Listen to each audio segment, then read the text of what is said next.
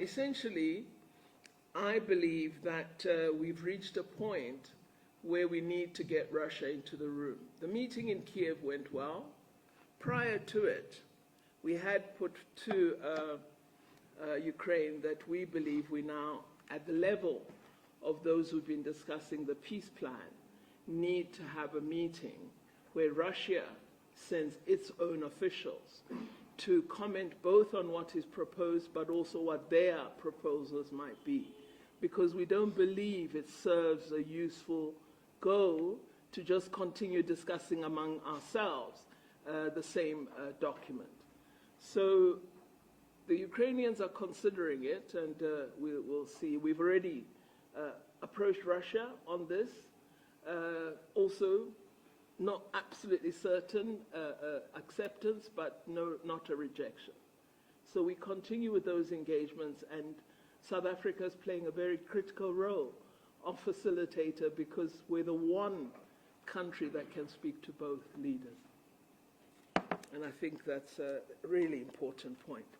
On the support for the ANC on the Palestinian issue, I think people would look at much more than that in deciding support, but there are many who share our commitment to the just cause of the people of Palestine. So I'm sure those who support that cause cannot vote for a party that wouldn't, or that does not. I also don't quite agree when you say churches and seem to imply all. I suppose you're referring to Christian churches, I'm not sure, because I will invite you to a public meeting at a church that I will be addressing soon, which is led by one of the persons that accompanied the delegation led by Reverend Frank Chikani, which was a group of church leaders who decided to spend Xmas with Christians in Palestine. And I'm sure you'd have seen some of the coverage of that. So what has actually happened is, out of what they experienced, several churches are asking me to come and make a presentation on the issue of Palestine and how they might assist in resolving what is a very difficult challenge. You would also have seen recently in the Easter period that more Christians and Muslims and other groupings were talking to each other in the context of Palestine. So I think people are concerned more and more about peace. And human beings who are humane are worried about what they're seeing in Gaza and West Bank.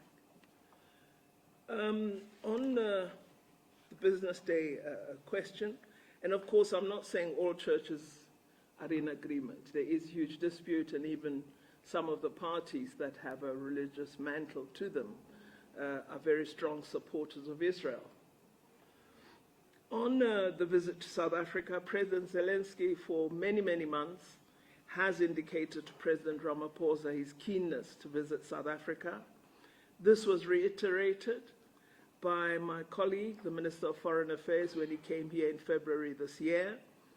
Why? He says he wishes to establish stronger trade links with South Africa, and also wishes to discuss the nature of relationship that he hopes will ensue once this matter of the war has been settled.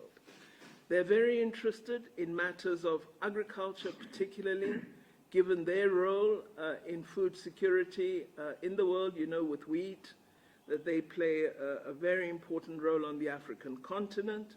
And they wish to discuss, as a beginning with South Africa, how this role might be enhanced and what support they might provide in increasing food security that is Africa-led and Africa-generated.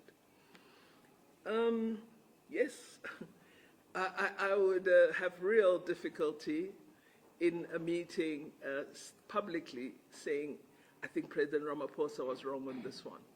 But with this one, I'm quite comfortable to say, yes, I believe he's right, because I believe it would have been extremely wrong of President Ramaphosa in a SADC meeting to say to the other SADC countries, you can have a SADC mission to DRC, but South Africa, the largest economy, largest military force, will not be part of it. It just couldn't happen. So South Africa had no choice but to be part. It is not South Africa on its own sending troops. It is South Africa, Malawi, Zambia, Tanzania at present. It's a SADC mission. It's not a South African mission. And I believe that South Africa has an important role to play in bringing peace to the DRC. I believe what should happen alongside the military deployment, and I believe that will ensue soon, is there should be a diplomatic track as well, and we will be setting that in motion in support of Angola's role as facilitator between DRC and Rwanda. So I believe it's the correct decision for South Africa. I think for South Africa to have excluded itself on such an important issue of peace and security would be really a huge, huge error. In particular, because we're the one region that has not as yet been overrun by rebel forces or extremist groupings. We're still limited to just 2 countries in SADC. If we have an expansion of that, through being weak-kneed about security, we will rue the day and we'll see a Sahel in SADC, which we don't want.